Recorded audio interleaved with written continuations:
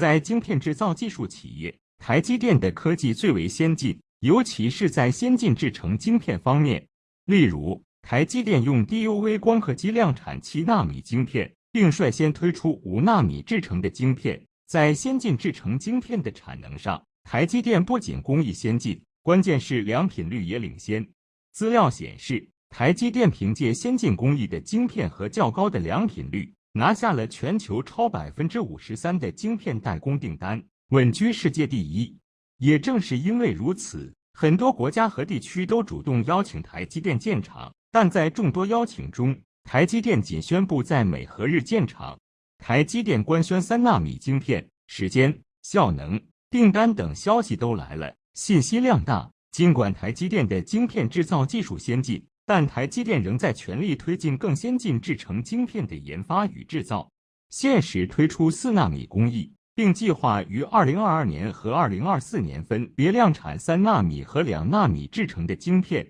另外，台积电早些时候还对外宣布，其将会在2023年推出了升级版的 N4X 工艺。但在3纳米晶片方面，一直都有消息称，台积电3纳米晶片将会往后延迟，可能会在2023年推出，而三星早就表示3纳米晶片将会延迟到2023年。然而就在近日，台积电官宣3纳米晶片，时间、效能、订单等资讯都来了。日前，台积电南京有限公司总经理罗振球在公开论坛上明确表示，台积电摩尔定律并没有消失，台积电正在用新工艺证明了摩尔定律仍在持续往前推进。另外，台积电在2018年推出了7纳米工艺，2020年推出了5纳米工艺，也将会在2022年如期推出3纳米工艺。台积电罗振球的公开表态就相当于官宣，台积电将会在2022年推出3纳米工艺的晶片，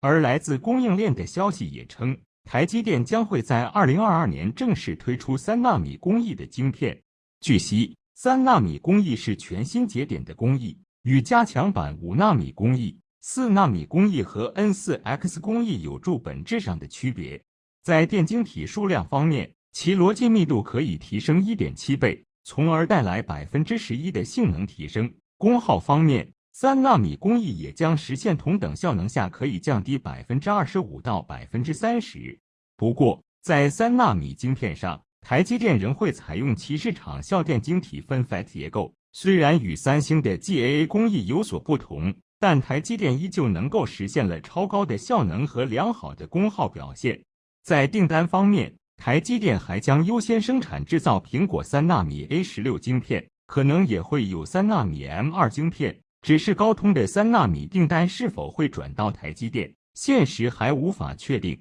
另外，英特尔已经与台积电方面接洽，英特尔3纳米晶片订单将交给台积电代工生产，这意味着在3纳米晶片上，台积电仍将保持2家厂商的订单，从而降低流片成本。台积电晶片中含镁科技越来越少，晶片规则被修改后，台积电就不能自由出货了。这是因为台积电采用部分镁科技，但在7纳米等以下制成晶片中，镁科技占比已经降至 5% 到 7%。台积电在2022年推出3纳米制成晶片后，其含镁科技占比自然会降低。更何况，台积电还明确表示未来将运用 3D 封装技术来提高晶片的效能，降低成本。该科技被综合为 3D FABR IC 平台，从而也能进一步降低镁科技占比。最主要的是，台积电明确在2022年推出3纳米制成的晶片，